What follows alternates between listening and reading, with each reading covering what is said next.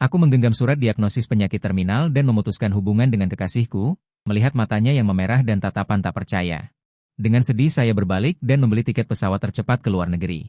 Saya pikir saya tidak akan pernah melihatnya lagi seumur hidup saya. 10 tahun kemudian, saya berbaring di ranjang rumah sakit, dengan malas bermain game di ponsel. Pintu kamar rumah sakit didorong terbuka. Pasien baru, matikan gamenya. Saya melakukan pemeriksaan. Mendengar suara yang familiar dan dingin ini, saya tiba-tiba mendongak. Ponsel jatuh ke lantai dengan bunyi gedebuk. Saya mati. Itu satu-satunya pikiran di benak saya. Bukan kematian fisik, tapi jiwa, pada saat mendengar suara itu. Hancur total, lalu tertiup angin. Suara kuku saat pintu kamar rumah sakit didorong terbuka. Seperti jimat yang mengambil nyawa. Suara itu jernih dan tegas. Dengan profesionalisme yang tidak perlu dipertanyakan lagi dalam buku itu, tetapi suara ini pernah membisikkan kata-kata manis yang tak terhitung jumlahnya di telinga saya. Juga pernah menyanyikan lagu yang fals untukku sendirian di lapangan bermain di malam hari. Ling Wan. Jantungku tiba-tiba berhenti berdetak, lalu berdebar kencang. Setiap benturan menarik organku yang memburuk. Membawa rasa sakit yang tajam. Saya tiba-tiba mendongak. Waktu seolah-olah pada saat ini. Ditarik menjadi sirup kental, lambat hingga menyesakan. Dia mengenakan jas putih yang bersih dan menyilaukan, rambut panjang ditata rapi di belakang kepala, memperlihatkan dahi yang halus. Dan leher jenjang seperti angsa. Tidak ada ekspresi berlebihan di wajahnya. Mata yang dipenuhi bintang itu. Saat ini hanya tersisa keterasingan yang dingin. Dia melawan cahaya, seperti seseorang yang bukan milik ini. Hakim dunia fana ini. Dan aku adalah orang yang berbaring di mimbar pengadilan. Orang berdosa menunggu putusan. Ponsel tergelincir dari ujung jariku yang tak berdaya dan terbanting ke lantai. Membuat suara yang renyah dan kosong. Musik latar yang bersemangat dalam game tiba-tiba berhenti. Seluruh dunia sunyi senyap. Dia tampak terkejut dengan suara itu, dan mengerutkan keningnya sedikit. Pandangannya tertuju padaku, tanpa berhenti, tanpa riak. Seperti melihat benda yang benar-benar asing. Ya, dia tidak mengenaliku. Tanpa sadar aku melirik cermin kecil di nakas dengan sudut mataku. Orang di cermin itu pucat pasi seperti kertas, dan matanya cekung. Kurusnya sampai tak bisa dikenali, hanya sepasang mata yang terlihat sangat besar dan kosong karena terkejut. Penampilan mengerikan ini bahkan membuatku merasa asing. Bagaimana mungkin dia mengenaliku? Perasaan rumit yang tak terlukiskan, antara lega atau sedih, muncul di hatiku. Dia tidak melihatku lagi, berhenti di ujung tempat tidur. Mengambil map catatan medis yang tergantung di sana, membukanya dan menunduk. Pandangannya menyapu informasi di atasnya. Kemudian suaranya terdengar lagi, menyebutkan nama yang membuatnya dan aku terikat seumur hidup. Chen Mo, dua kata yang pelan dan cepat, namun seperti dua peluru. Yang menembus gendang telingaku dengan tepat, meledak di dalam otakku. Aku melihat tangan yang memegang map catatan medis itu. Membeku sesaat, seluruh tubuhnya seperti ditekan tombol jeda. Tak bergerak, 1 detik, 2 detik, udara membeku. Dia mengangkat kepalanya dengan sangat perlahan. Mata dingin itu kembali menatapku. Kali ini, tatapannya bukan lagi tatapan orang asing. Di dalamnya ada keraguan awal, seperti batu yang dilemparkan ke permukaan danau yang tenang. Kemudian, setelah mengenaliku, ada getaran hebat, pupil matanya menyusut dalam sekejap. Kemudian, semua emosi surut, hanya menyisakan satu perasaan yang hampir membekukanku. Kemarahan yang sangat dingin. Kami bertatapan, dipisahkan oleh 10 tahun waktu. Dipisahkan oleh jarak antara hidup dan mati, dipisahkan oleh kebohongan besar yang tak bisa kuucapkan. Aku membuka mulut. Tenggorokanku tercekat, tidak bisa mengeluarkan suara apapun. Aku ingin mengatakan sesuatu, mengatakan sudah lama tidak bertemu. Mengatakan maaf, mengatakan aku sangat merindukanmu. Tetapi setiap kata seperti duri ikan. Tersangkut di tenggorokan, tidak bisa dikeluarkan atau ditelan. Akhirnya, semua emosi yang bergejolak berubah menjadi batuk hebat yang memilukan. Batuk, batuk, batuk. Aku membungkukkan tubuhku. Merasa paru-paruku akan batuk keluar. Setiap getaran membuat tubuh yang sudah lemah ini terasa seperti hancur. Tatapannya tidak goyah sedikit pun. Hanya melihatku dengan dingin, melihatku berjuang dalam kesakitan, dalam keadaan menyedihkan. Baru setelah batukku mengeluarkan darah, dia melangkah mendekat ke ranjangku. Mengulurkan tangan, masih dengan nada memerintah, tanpa emosi apapun. Aku menurut, mengulurkan pergelangan tanganku yang kurus kering, ujung jarinya menyentuh. Saat kulitku tersentuh, sentuhan dingin itu membuatku gemetar. Dia mulai melakukan pemeriksaan rutin. Mendengarkan detak jantung, mengukur tekanan darah, memeriksa reaksi pupil mataku, setiap gerakan akurat. Standar, mekanis, seperti sedang mengoperasikan sebuah alat tanpa nyawa, bukan memeriksa seseorang yang pernah terhubung dengannya. Aku bisa merasakan buku-buku jari tangannya yang memegang stetoskop memutih karena tenaga yang dikeluarkan. Dia berusaha sekuat tenaga untuk mempertahankan profesionalitasnya sebagai seorang dokter. Aku dengan rakus menatap wajahnya yang tegang. 10 tahun sudah berlalu. Dia lebih cantik dan lebih sibuk dari sebelumnya. Waktu menghapus kekanak-kanakan di wajahnya. Mengukir kedewasaan dan kompetensi, tetapi juga mengambil semua senyumnya. Setelah selesai memeriksa, dia menarik kembali semua alatnya, mundur selangkah. Menarik kembali jarak di antara kami, jarak yang hanya selebar 1 langkah, tetapi sepanjang 10 tahun. Bekerja samalah dengan baik dalam pengobatan. Dia mengucapkan kalimat itu, tanpa memberiku tatapan lagi. Berbalik dan pergi, suara hak sepatunya yang mengetuk lantai, setiap bunyi seperti menginjak hatiku. Punggungnya tegak, tegas, tanpa sedikit pun kerinduan. Sama seperti saat aku berbalik meninggalkannya 10 tahun lalu, pintu bangsal ditutup. Memisahkan napasnya, aku berbaring di tempat tidur, diam-diam menatap langit-langit putih. Kepahitan dan keputusasaan yang tak berujung, seperti air pasang, menenggelamkanku sepenuhnya. Di depan mataku, tanpa terkendali muncul senja 10 tahun lalu. Setelah ujian masuk perguruan tinggi selesai, kami duduk berdampingan di atas bebatuan di tepi laut, senja membakar separuh langit. Dia bersandar di bahuku, menunjuk ke cakrawala yang jauh, matanya berbinar dengan harapan akan masa depan. Chen Mo, setelah kita kuliah di universitas yang sama, aku ingin mengambil 2 jurusan bersamamu. Bersama-sama belajar di perpustakaan, bersama-sama meraih beasiswa. Lalu, aku tersenyum dan bertanya padanya, mengacak-acak rambutnya, lalu kita menikah. Melahirkan bayi sepintar kamu, 1 tidak cukup, jadi 2. Angin laut menerpa rambut panjangnya, suaranya lembut namun tegas, kupikir. Itulah seluruh hidup kita. Tetapi keesokan harinya, aku menerima diagnosis penyakit terminal itu. Kemudian, aku menghancurkan masa depan yang kita impikan bersama dengan tanganku sendiri. Aku tidak tahu berapa lama aku berbaring dalam kekacauan. Sampai pintu kamar rumah sakit dibuka lagi, kali ini yang masuk adalah seorang pria muda dengan jas putih yang sama. Dia tinggi, tegap, dengan jam tangan mahal di pergelangan tangannya. Tatapan di balik lensa kacamata membawa sedikit rasa ingin tahu dan superioritas yang tidak mudah disadari. Di belakangnya ada seorang perawat. Saat dia masuk, dia melihat Ling Wan berjalan dengan linglung dari ujung lorong yang lain. Ada apa dengan Dr. Lin? Seperti orang linglung. Dia bertanya dengan santai. Nada bicaranya membawa sedikit perhatian yang bahkan tidak dia sadari. Tidak tahu. Perawat itu menggelengkan kepalanya, dia menjadi seperti ini setelah keluar dari kamarmu, mungkin kondisi pasien ini agak istimewa. Tatapan pria itu langsung beralih padaku, rasa ingin tahunya semakin kuat. Pasien baru? Chen Mo. Dia berjalan ke sisi tempat tidurku dan menatapku. Nadanya tidak bisa dibilang ramah. Saya dokter yang bertanggung jawab atas perawatanmu, Zhao Yu. Aku tidak bersuara, hanya memiringkan kepala dan menatapnya. Kudengar kau tidak mematuhi perintah dokter dan bermain game di kamar rumah sakit, nadanya membawa ketidakpuasan yang jelas dan sedikit penghinaan. Apakah kau tahu seberapa serius kondisimu sekarang? Dan kematian baru. Aku masih diam, tubuh dan hatiku. Menderita pukulan berat yang belum pernah terjadi sebelumnya, seperti mesin yang kehabisan daya. Bahkan tidak punya tenaga untuk membuat ekspresi. Keheninganku, di mata Zhao Yu, jelas merupakan pengecut dan tidak tahu berterima kasih, tatapannya menjadi lebih merendahkan. Karena sudah masuk, berkelakuan baiklah, ini bukan rumahmu. Dia menggunakan klip papan catatan medis. Mengetuk meja samping tempat tidurku, mengeluarkan suara peringatan. Saat itu, Ling Wan kembali, wajahnya telah kembali dingin seperti biasanya. Seolah-olah orang yang tadi tanpa putus asa itu hanyalah ilusi orang lain.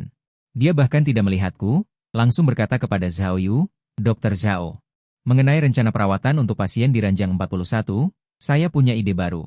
Zhao Yu segera teralihkan perhatiannya.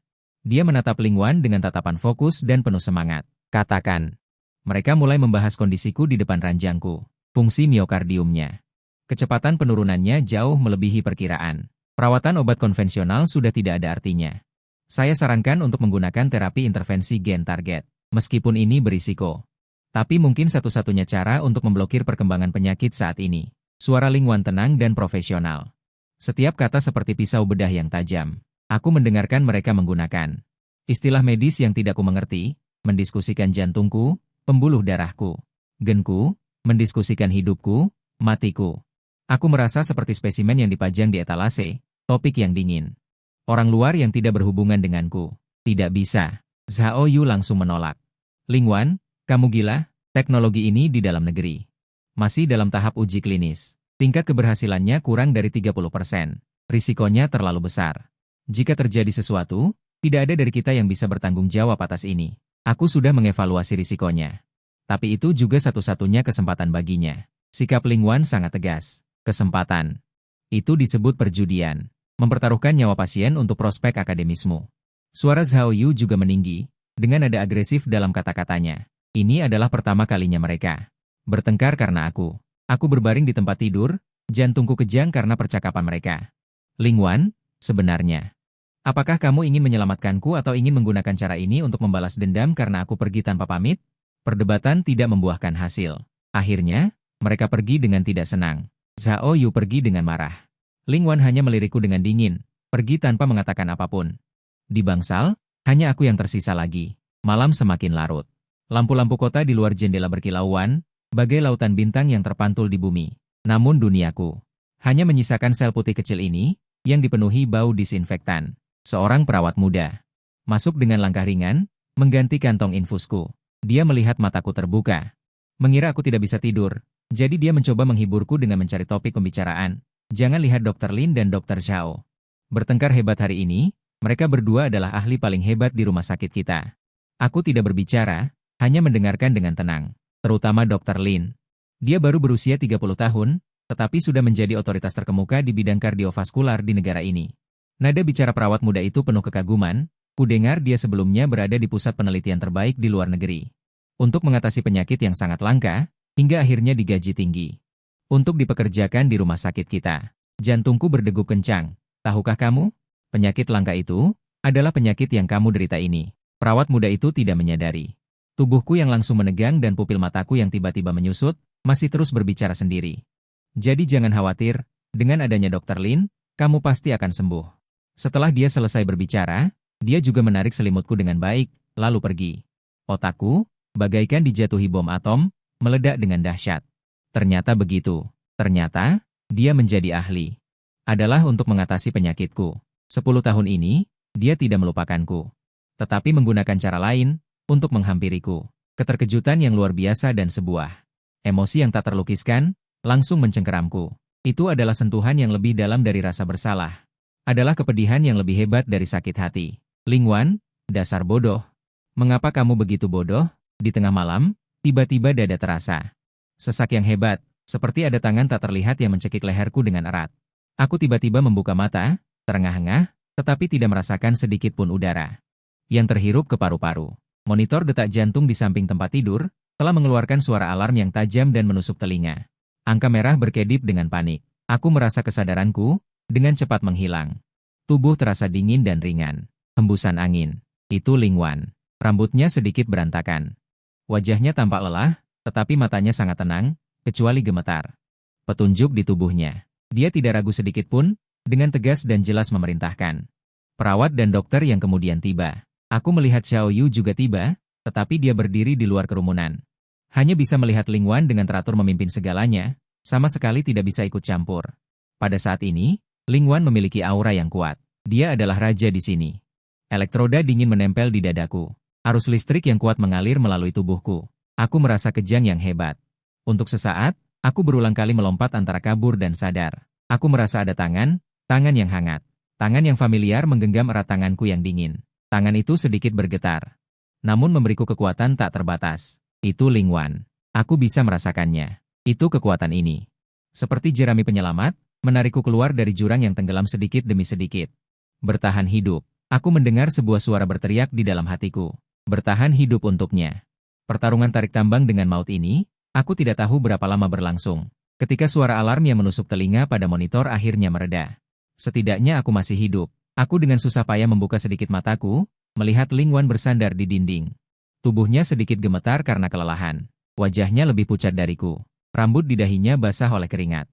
Menempel di pipinya. Di mata yang selalu dingin dan kuat itu, untuk pertama kalinya menunjukkan kerapuhan dan ketakutan yang tak bisa disembunyikan. Zhao Yu berjalan mendekat, ingin memapahnya, tetapi dia menghindarinya tanpa jejak. Tatapan Zhao Yu pada Ling Wan dipenuhi dengan emosi yang kompleks. Ada kekaguman, ada ketidakberdayaan. Ada juga kecemburuan dan keengganan yang lebih dalam. Aku akhirnya benar-benar tertidur. Ketika aku bangun lagi, sinar fajar pagi telah menembus jendela. Kamar rumah sakit sangat sunyi, hanya ada dengungan teratur dari peralatan. Aku menggerakkan jari-jariku, merasa tanganku digenggam oleh seseorang. Aku dengan susah payah menoleh. Melihat sosok yang tertidur di samping tempat tidurku. Itu Ling Wan. Dia mengenakan jas dokternya.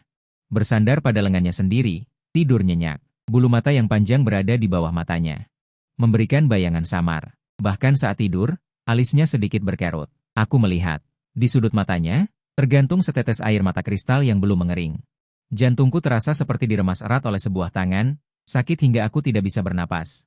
Wanita yang selalu sekeras besi di hadapanku ini, ahli top yang hanya cekatan dan tenang saat menyelamatkan orang.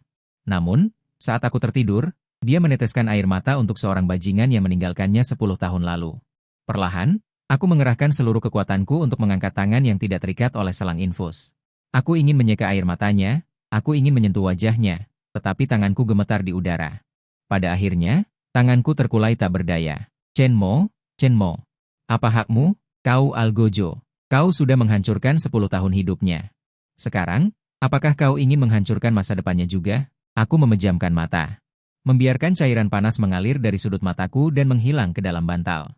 Kondisiku membaik secara ajaib di bawah perawatan pribadi Ling Wan. Setidaknya, aku bisa berbicara. Ketika dia datang memeriksa, aku mengumpulkan semua keberanianku. Ling Wan, bisakah kita bicara?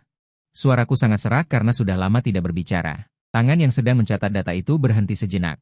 Dia tidak mendongak. Membahas kondisi penyakit? Boleh. Suaranya sedingin ujung pisau bedah. Yang lain? Tidak perlu. Sebuah kalimat yang membungkam semua yang ingin kukatakan. Hatiku tenggelam. Dia menolak segala komunikasi pribadi dan membungkus dirinya dalam lapisan es tebal. Aku tidak menyerah dan hanya bisa menggunakan pendekatan tidak langsung. Bagaimana kabarmu selama ini? Dia akhirnya mendongak dan menatapku, dengan sedikit ejekan di matanya. Berkatmu, aku tidak mati. Setelah dia mengatakan itu, dia tidak lagi memperhatikanku dan terus menulis catatan medisnya. Aku bersandar tak berdaya di kepala tempat tidur. Merasakan dadaku sesak dan panik. Saat itulah Zhao Yu masuk membawa termos berukir indah. Wajahnya tersenyum menjilat. Wan, kau sudah sibuk sepanjang malam, ya? Aku membawakan bubur ayam dengan telur pitan kesukaanmu. Cepat makan selagi hangat. Pasti sibuk semalaman, ya? Aku membawakanmu bubur ayam dengan telur pitan kesukaanmu. Cepat dimakan selagi hangat. Dia sengaja memanggil nama panggilan sayang yang dulu hanya milikku di depanku. Dia meletakkan termos di atas meja. Dia secara alami ingin merangkul bahu Ling Wan, tapi Ling Wan seolah memiliki mata di belakang kepalanya, berbalik tepat waktu. Menghindari sentuhannya. Dia tidak menerima, tapi juga tidak menolak secara tegas. Hanya berkata dengan nada datar, letakkan saja di situ, aku akan makan nanti. Sikap ambigu seperti ini lebih menyakitkan daripada penolakan langsung. Dia seperti duri kecil. Menusuk hatiku, tidak dalam, tapi terus-menerus sakit. Zhao Yu jelas sangat puas dengan efek menyatakan kepemilikan ini. Dia menatapku dengan provokatif. Tatapannya seolah berkata, lihat kan, kamu pecundang. Aku memalingkan wajah, tidak ingin melihat interaksi apapun di antara mereka. Sore harinya, rumah sakit mengadakan konsultasi ahli untuk kondisiku. Meskipun aku tidak hadir. Tapi aku hampir bisa membayangkan seluruh prosesnya. Kemudian aku mendengar dari perawat kecil. Rapat itu sangat ramai. Zhao Yu menggabungkan beberapa ahli konservatif untuk dengan keras menentang rencana perawatan radikal Ling Wan. Tapi Ling Wan sendirian, berdebat dengan para ahli. Dengan data dan logika yang tak terbantahkan, dia membantah semua keraguan. Akhirnya, di depan semua orang dan pimpinan rumah sakit, dia membuat janji. Jika pasien mengalami masalah apapun, aku secara pribadi akan bertanggung jawab penuh dan mengundurkan diri. Ketika perawat kecil menyampaikan kata-kata ini kepadaku, aku benar-benar tercengang. Aku tidak bisa membayangkan bagaimana ekspresinya saat dia mengucapkan kata-kata itu. Dan tekad seperti apa yang dia miliki. Dia mempertaruhkan seluruh karir profesionalnya. Semua yang telah dia dapatkan dengan air mata darah selama 10 tahun, dia pertaruhkan padaku. Zhao Yu berpikir dia bertindak berdasarkan emosi. Kehilangan akal sehat demi mantan pacar. Hanya aku yang mengerti. Bukan itu. Dia menyelamatkan dirinya sendiri. Gadis tak berdaya yang kutinggalkan di tempat 10 tahun lalu. Malam harinya, seorang paman di kamar yang sama mengobrol denganku. Dia bilang dia juga pasien Dr. Lin. Sebelumnya dia menjalani operasi besar, juga dioperasi oleh Dr. Lin. Dr. Lin itu benar-benar orang hebat. Paman itu tampak sangat kagum. Aku mendengar dari perawat.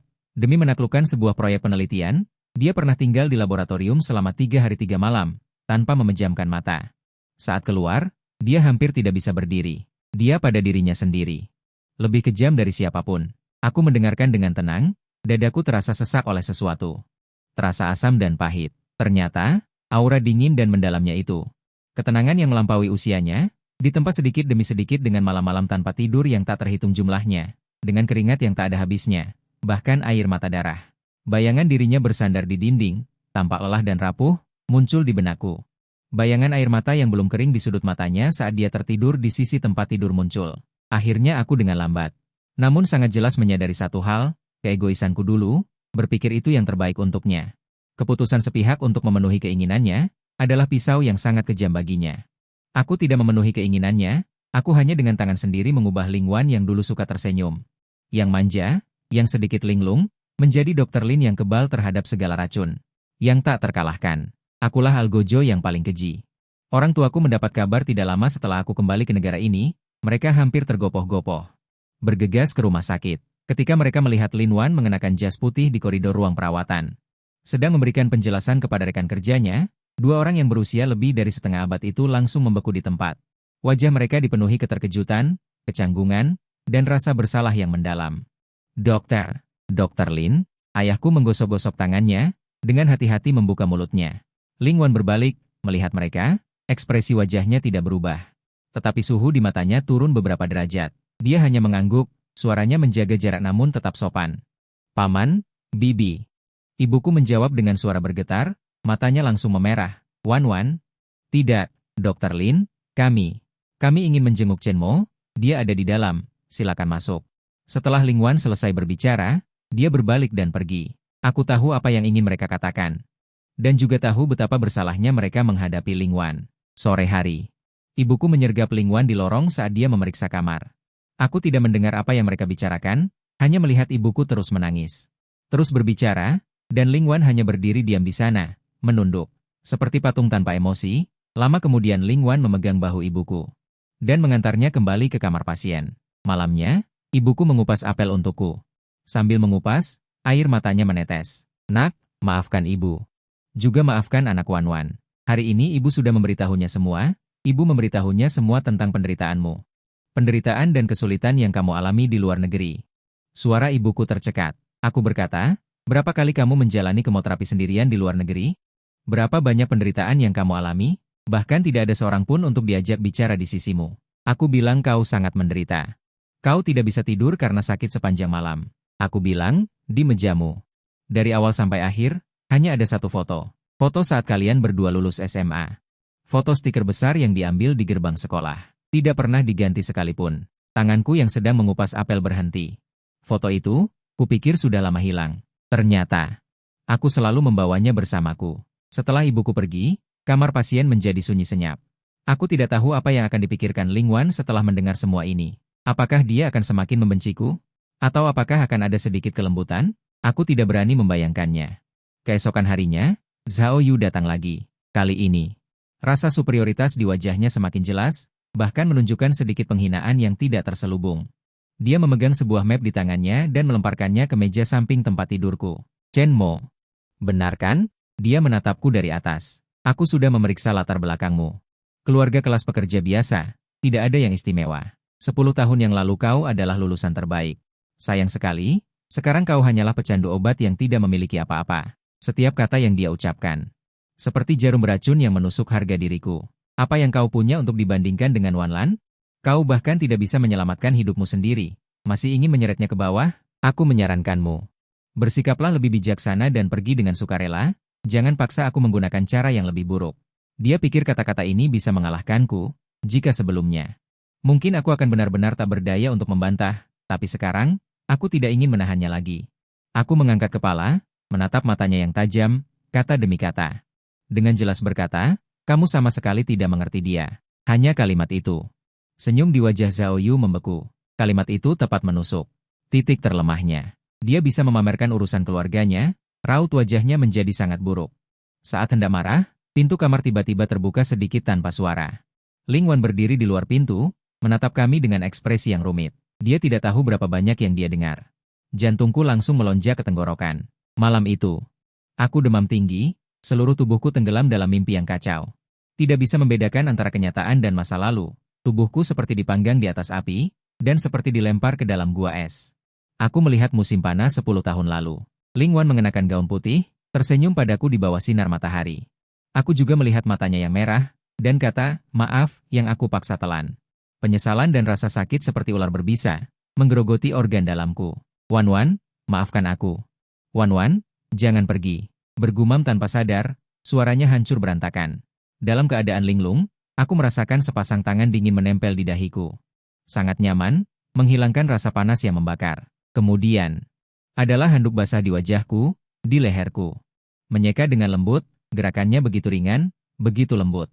Membawa kelembutan yang sudah 10 tahun tidak kurasakan. Aku berusaha keras untuk membuka mata dan melihat siapa itu. Tapi kelopak mataku terasa berat seperti ribuan kati. Aku hanya bisa mengulurkan tangan karena naluri. Mencoba meraih sesuatu di udara. Kemudian, aku meraih sebuah tangan. Sebuah tangan yang lembut, sedikit dingin, dan bergetar kecil. Aku seperti meraih kayu apung penyelamat, menggunakan seluruh kekuatanku untuk menggenggamnya dengan erat. Tidak mau melepaskan. Aku merasa tangan itu bergetar sedikit, tapi akhirnya menyerah. Tangan itu tidak menarik diri, membiarkanku menggenggamnya begitu saja.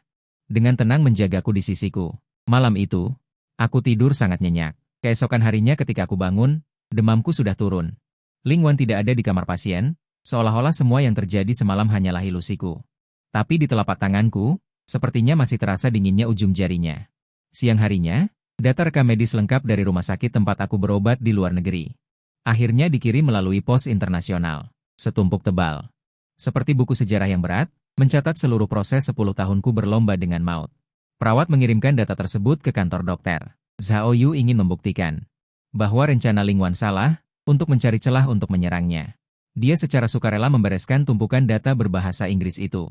Dia ingin membuktikan bahwa kegigihan Ling Wan hanyalah dorongan emosi pribadi, bukan penilaian profesional yang rasional. Ling Wan tidak menghentikannya. Dia juga duduk di kantor bersama Zhao Yu, membolak-balik setiap lembar. Suasana di kantor pasti sangat tegang. Satu orang ingin menggulingkan, satu orang ingin membuktikan. Mereka berdua mencari senjata mereka di tumpukan kertas yang mencatat 10 tahun penderitaanku ini. Aku tidak tahu berapa lama mereka membolak-baliknya. Aku hanya tahu ketika Ling Wan membolak-balik ke bagian paling depan. Melihat selembar kertas yang ditambahkan di halaman depan, seluruh dunia terdiam. Itu adalah salinan surat keterangan diagnosis. Laporan pemeriksaan pertamaku yang kulakukan di dalam negeri 10 tahun yang lalu. Di atasnya tertulis jelas namaku, kondisiku, dan juga tanggal diagnosis. Tatapan Ling Wan terpaku pada tanggal itu. Pupil matanya pada saat itu menyusut menjadi titik yang paling berbahaya. Seluruh tubuhnya bergetar hebat karena tanggal itu adalah sehari sebelum kami berpisah. Ternyata bukan tidak cinta, ternyata bukan pengkhianatan. Ternyata tidak bisa mencintai selama 10 tahun. Kebencian yang mendukungnya melewati semua kesulitan selama ini. Pada saat ini, pintu kamar rumah sakit terbuka dengan keras, didorong hampir dengan paksa. Ling Wan masuk seperti angin puyuh, menggenggam erat selembar kertas tipis di tangannya. Kertas itu, di tangannya, kertas itu berubah bentuk karena terlalu kuat menggenggamnya, seperti hidupku yang terdistorsi selama 10 tahun ini. Ini apa? Suaranya bergetar, setiap kata seolah dipaksakan keluar dari sela-sela gigi. Dengan aroma darah, dia bergegas ke depan tempat tidurku, membanting surat diagnosis itu ke wajahku. Chen Mo, katakan padaku, sebenarnya apa ini? Aku menatap matanya yang merah, di dalamnya tidak ada lagi sikap dingin dan kebencian, hanya tersisa rasa sakit yang menyesakkan dan sulit ditahan. Aku tahu, aku tidak bisa menyembunyikannya lagi. Semua kepura-puraan, semua kebohongan, pada saat ini, menjadi pucat tak berdaya. Aku menatapnya dalam diam, tenggorokanku seperti tersumbat semen. Bicaralah, dia berteriak dengan putus asa, air mata jatuh tanpa peringatan. Kenapa kamu tidak bicara? Dasar pembohong, bajingan. Dia menerjangku, tinjunya menghantam dadaku, bahuku tanpa aturan. Tidak sakit, sama sekali tidak sakit. Dibandingkan dengan penderitaan yang dia alami selama 10 tahun ini. Kekuatan ini, apa artinya? Aku tidak menghindar. Juga tidak melawan, hanya membiarkannya melampiaskan emosinya. Akhirnya, dia kelelahan, terkulai lemas di tubuhku, bahunya bergetar hebat. Tangisan yang ditekan selama 10 tahun akhirnya pecah sepenuhnya. Kenapa? Kenapa tidak memberitahuku? Dia terisak. Tahukah kamu betapa aku membencimu? Aku tahu. Akhirnya aku membuka mulut. Suaraku serak dan tidak seperti diriku sendiri. Maaf, 3 kata ini. Aku berutang padanya selama 10 tahun. Aku tidak mau mendengar maaf. Dia mengangkat kepalanya. Wajah yang penuh air mata itu memerah karena emosi. Aku ingin tahu kebenarannya. Aku menatapnya. Menarik napas dalam-dalam untuk mengeluarkan rahasia yang terkubur selama 10 tahun di lubuk hati. Aku menceritakan semuanya. Aku memberitahunya bagaimana aku mendapatkan kejutan yang sangat tidak menyenangkan. Aku memberitahunya bahwa dokter mengatakan penyakitku ini hampir tidak bisa disembuhkan, tidak akan bertahan lebih dari 5 tahun. Aku memberitahunya betapa putus asanya aku melihat dirinya yang penuh semangat dan penuh harapan untuk masa depan. Kau adalah lulusan terbaik ujian masuk perguruan tinggi tahun itu, Ling Wan. Suaraku sangat pelan. Namun berat. Masa depanmu adalah bintang-bintang dan lautan. Penuh dengan kemuliaan. Bagaimana bisa? Bagaimana bisa aku membiarkan hidupmu ditarik ke jurang yang tak berdasar oleh beban seperti diriku yang bisa mati kapan saja? Aku tidak bisa seegois itu. Jadi, aku hanya bisa memilih cara yang paling menyakitkan dan paling efektif untuk membuatmu benar-benar melupakanku. Aku pikir, lebih baik sakit sebentar daripada sakit berkepanjangan. Selama kau membenciku, kau akan segera melupakanku dan memulai hidup baru. Aku pikir, aku melakukan ini demi kebaikanmu. Ling Wan tertegun mendengar perkataanku. Air mata di wajahnya belum kering. Matanya dipenuhi kesedihan dan kepedihan yang besar. Bodoh? Gumamnya, suaranya sengau, kau adalah orang paling bodoh di seluruh dunia. Dia tidak bisa menahan diri lagi dan memelukku. Pelukan yang terlambat 10 tahun ini. Begitu erat hingga aku hampir sesak napas. Aku bisa merasakan air matanya yang panas menetes satu demi satu di leherku, membakar kulitku, juga membakar jiwaku. Maaf, Wan Wan, sungguh maaf. Aku memeluk tubuhnya yang kurus. Berulang kali mengulanginya. Kesalahpahaman 10 tahun, kebencian 10 tahun, keterasingan 10 tahun, semuanya menghilang dalam momen berpelukan dan menangis ini.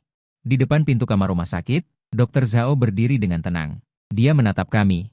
Tatapannya rumit. Pada akhirnya, dia tidak mengatakan apapun. Ling Wan akhirnya mengangkat kepalanya dari pelukanku. Dia menyeka air matanya dengan punggung tangannya, mata yang telah dibersihkan oleh air mata itu. Namun, terpancar ketegasan dan cahaya yang belum pernah terjadi sebelumnya. Dia menatapku. Mengucapkan setiap kata dengan jelas, Chen Mo, dengarkan aku. 10 tahun lalu, aku tidak tahu, aku tidak bisa bersamamu. 10 tahun kemudian, aku adalah dokter penanggung jawabmu, aku pasti bisa menyelamatkanmu.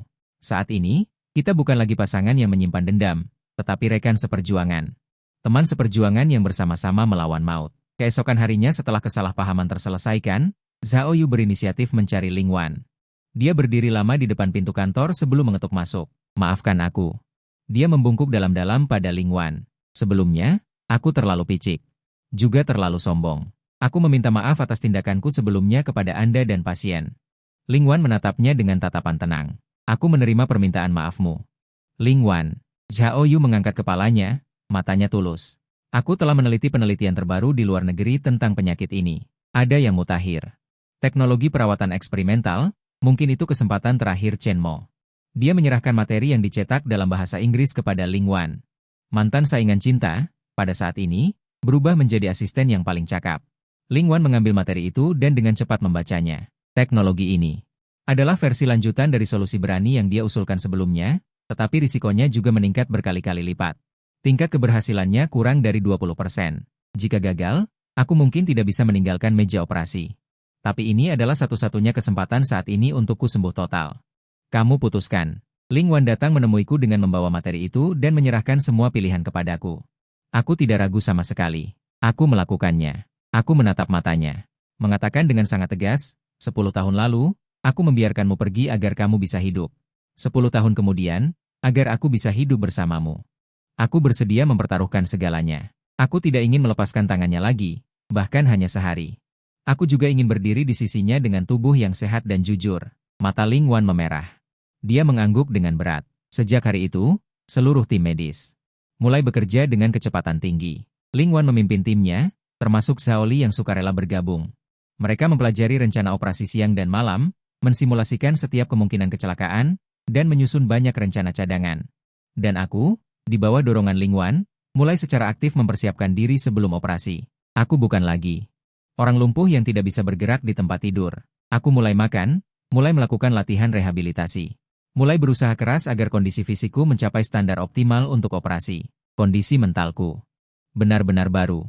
Semua orang di bangsal bisa merasakan dalam diriku keinginan kuat untuk bertahan hidup. Malam sebelum operasi, Ling Wan tidak mengenakan jas putihnya. Dia mengenakan gaun panjang berwarna krem, seperti 10 tahun lalu, diam-diam datang ke bangsal saya. Kami tidak membicarakan operasi. Hanya mengobrol seperti dulu, mengobrol tentang guru wali kelas yang galak saat SMA. Mengobrol tentang malatang ternak di depan sekolah, mengobrol tentang kenangan hangat yang telah saya kubur selama 10 tahun. Sebelum pergi, Saya mengeluarkan dompet tua yang kulitnya sudah usang dari bawah bantal. Saya membukanya dan dengan hati-hati mengeluarkan dari lapisan dalamnya foto kepala besar yang sudah menguning. Di foto itu, saya yang berusia 18 tahun tersenyum cerah. Dia yang berusia 18 tahun dengan lucu membuat tanda gunting ke arah kamera. Wan. Aku menyerahkan foto itu padanya, suaraku sedikit tercekat. Jika aku tidak bisa selamat dari meja operasi, lupakan aku, cari orang baik. Dan hiduplah dengan baik. Ling Wan tidak mengambilnya. Dia tiba-tiba membungkuk. Bibir dingin menempel di bibirku. Ini adalah ciuman pertama yang polos. Dengan rasa asin air mata, dia menatap mataku, suaranya tidak keras. Tetapi membawa kekuatan yang tak terbantahkan. Chen Mo, kau harus selamat. Sisa hidupmu, sudah kupesan. Jantungku. Pada saat itu, dipenuhi dengan kejutan dan kebahagiaan yang luar biasa. Aku mengangguk dengan berat. Demi kata-kata ini, aku akan merangkak kembali dari neraka. Pada hari operasi, ketika saya didorong ke ruang operasi, saya melihat orang tua saya dan Ling Wan menunggu di luar pintu. Ibuku menangis, ayahku memeluknya, matanya merah. Ling Wan berdiri di samping mereka dengan wajah tenang. Dia memberiku isyarat semangat. Aku tahu dia lebih gugup dari siapapun. Pintu ruang operasi perlahan tertutup. Mengisolasi dunia luar, lampu operasi menyala, putih dan kuning. Obat bius disuntikan ke tubuhku, kesadaranku perlahan tenggelam. Detik terakhir sebelum kehilangan kesadaran. Aku melihat Ling Wan memakai masker dan topi operasi, berjalan ke sisiku. Tatapannya sangat fokus dan tegas. Chen Mo, tidurlah. Bangun dan semuanya akan baik-baik saja. Itu adalah kalimat terakhir yang kudengar. Waktu berikutnya, bagiku adalah kehampaan. Tetapi bagi semua orang di ruang operasi, itu adalah pertempuran panjang dan sulit. Operasi berjalan setengah jalan, situasi yang paling mengkhawatirkan masih terjadi. Pendarahan hebat mendadak. Semua indeks vital tubuhku turun drastis di monitor. Alarm berbunyi di seluruh ruang operasi. Jantung semua orang berdebar kencang. Zhao Yu berdiri di samping, telapak tangannya berkeringat karena gugup. Dia hampir mengira semuanya akan berakhir. Hentikan pendarahan, tingkatkan jumlah plasma yang dimasukkan.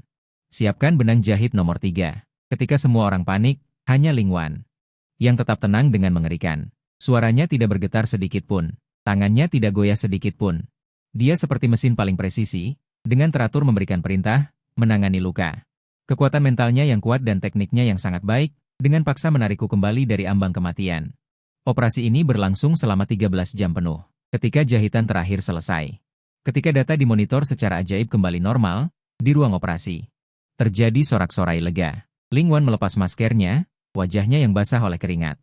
Menampakkan senyum yang sangat lelah. Dia berjalan keluar dari ruang operasi, melihat orang-orang yang menunggu dengan cemas di luar pintu.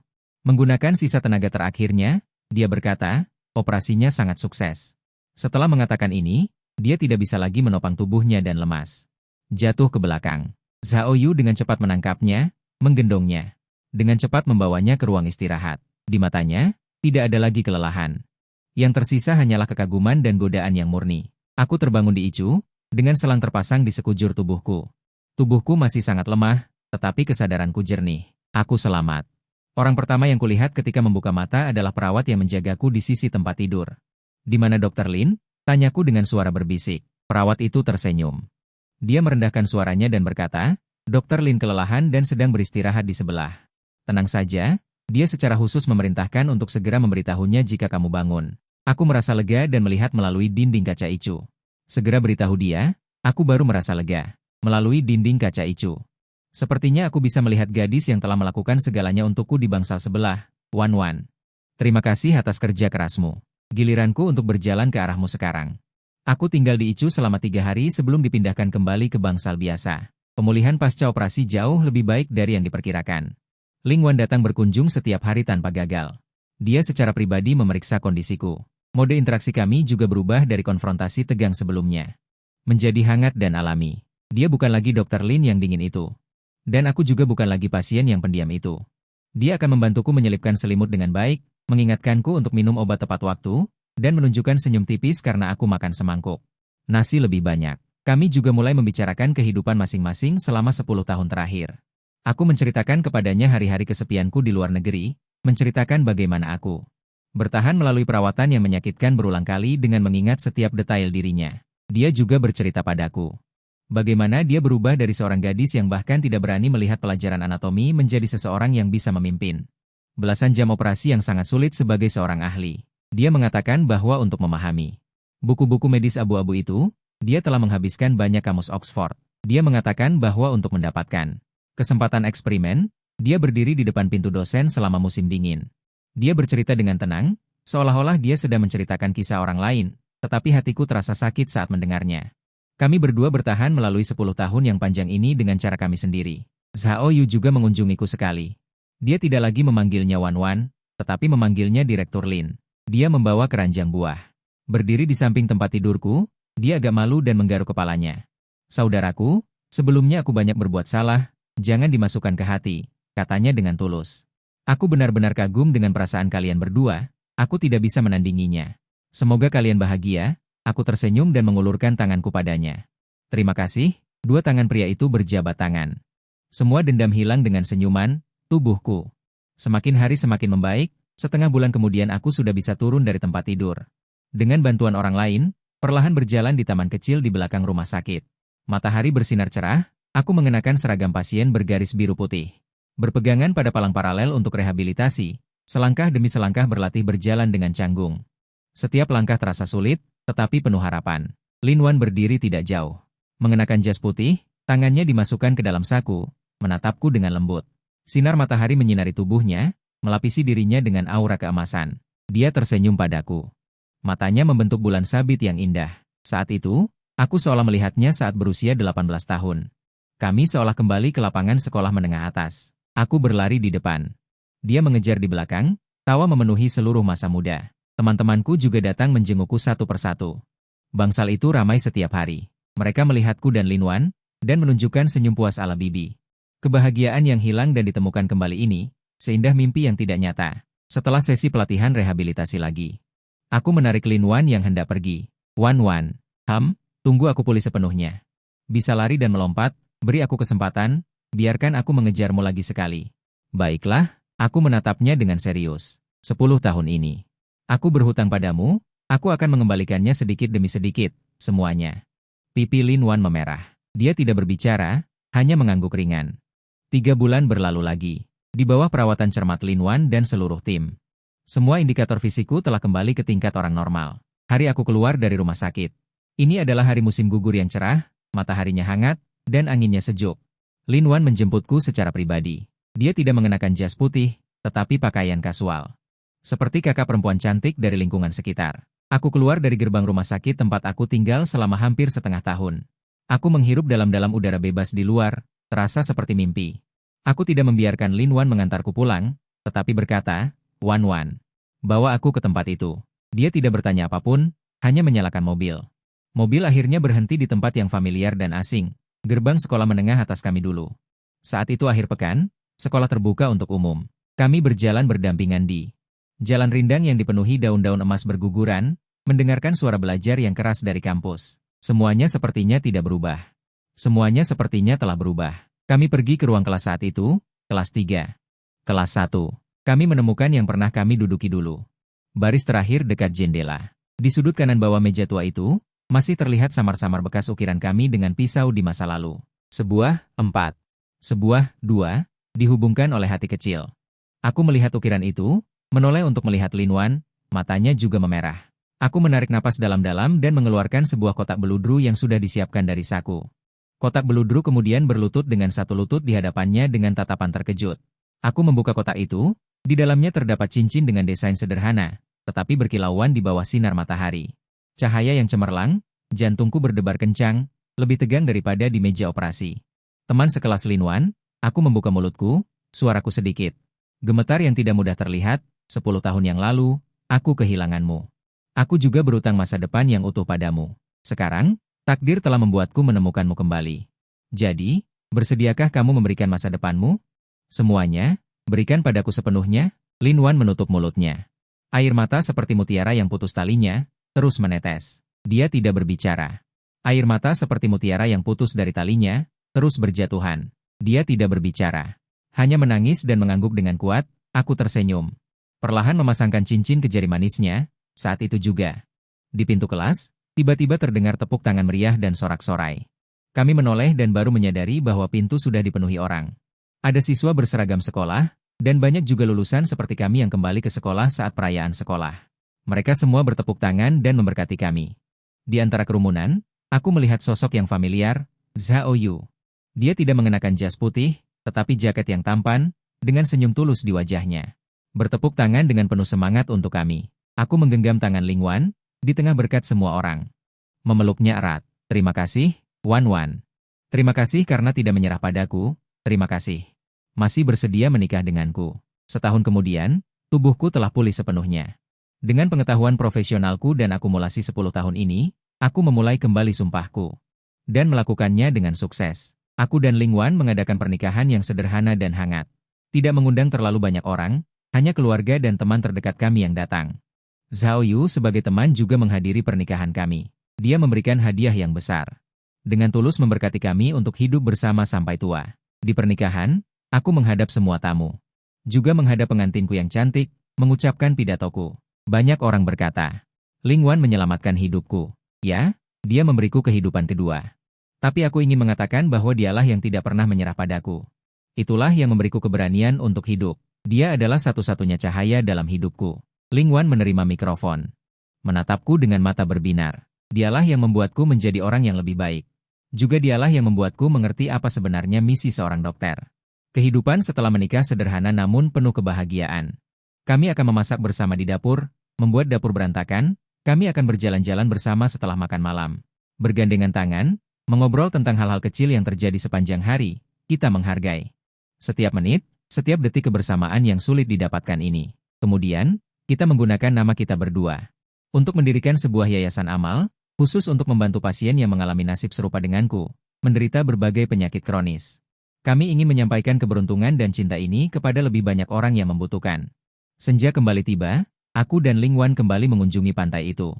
10 tahun lalu, kita membuat janji tentang masa depan di sini. 10 tahun kemudian, kita berpelukan di sini, menyaksikan matahari terbenam mewarnai laut menjadi keemasan. Aku merangkul bahunya dan berbisik di telinganya, Wan Wan, kali ini, kita tidak akan pernah berpisah lagi. Dia bersandar di pelukanku, menatapku.